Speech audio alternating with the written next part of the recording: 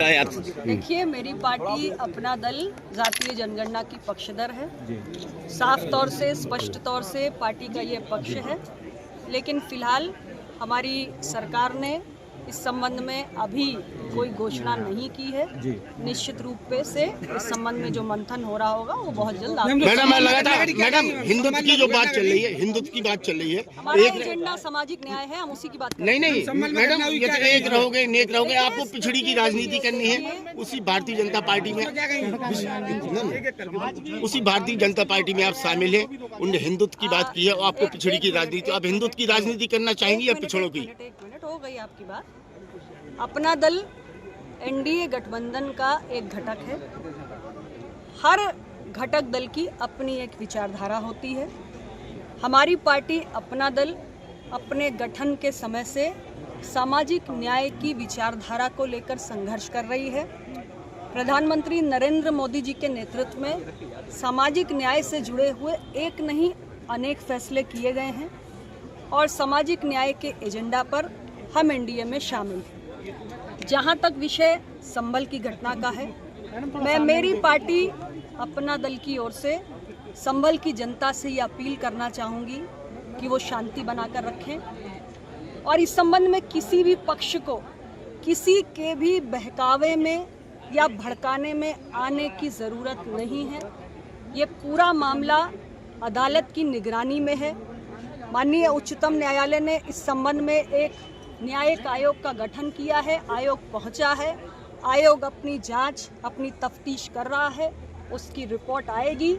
ये देश कानून से चलेगा, संविधान से चलेगा।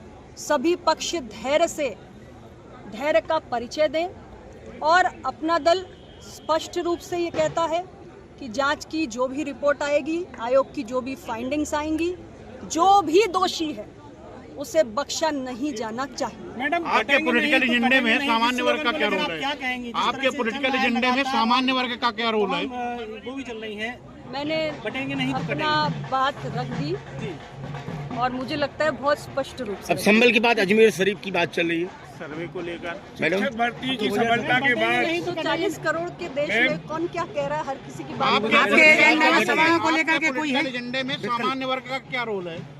हमारी पार्टी सामाजिक न्याय की बात करती है। सामाजिक न्याय में पिछड़ा, दलित, सामान्य वर्ग का रोल क्या है? कुचला वर्ग जो है, हम उसके हक अधिकार की लड़ाई लड़ते हैं और जो भी हमारा सामान्य वर्ग का साथी अपना दल की विचारधारा से सहमत है, वो पार्टी में आए और दबे कुचले वर्ग को मजबूत करने के लिए योगदान दे। उसका स्वागत। एक रहेंगे, सेम रहेंगे, क्या कहेंगे आप इस पर? एक रहेंगे। पालिका में भी ओबीसी आरक्षण होना चाहिए। क्या इसका क्या? मैं सिर्फ इतना कह रही हूँ कि देश की न्यायपालिका लोकतंत्र का एक बहुत महत्वपूर्ण स्तंभ है और हमारे निचली अदालत से लेकर सर्वोच्च अदालत तक आज मुकदमों का अंबार लगा हुआ है। आम आदमी का पैसा, उसका समय, उसका धन नष्ट हो रहा है क्योंकि हमारे पास न्यायाधीशों की पर्याप्त संख्या नहीं है। और जिस तरीके से आज हमारे सदन में, चाहे राज्यों के सदन में, चाहे पार्लियामेंट हो, वहाँ पर हम हर वर्ग को प्रतिनिधित्व दे रहे हैं। लोकतंत्र की मजबूती के लिए न्यायपालिका में भी हर वर्ग का प्रतिनिधित्व होना चाहिए। सोशल डाइवर्सिटी इन जुडिशरी, न्यायपालिका में सामाजिक विविधता, ये अपना दल की सोच है और इसको हम निरंतर समाज के बीच में आपके नेता ओबीसी को तो संविधान ने आरक्षण दे रखा है।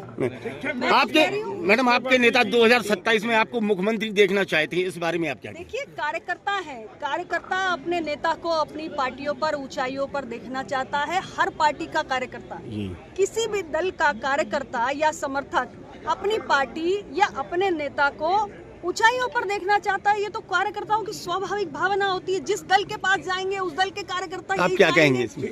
मैं अपने कार्यकर्ताओं से सिर्फ इतना कहूंगी कि आप एक सेतु हैं। जनता के बीच में बने रहिए, संघर्ष करिए, उनके मसलों को मजबूती के साथ उठाइए, जुड़े रहिए। बाकी वक्त पर आरक्षण में आपका आर्थिक आधार का कोई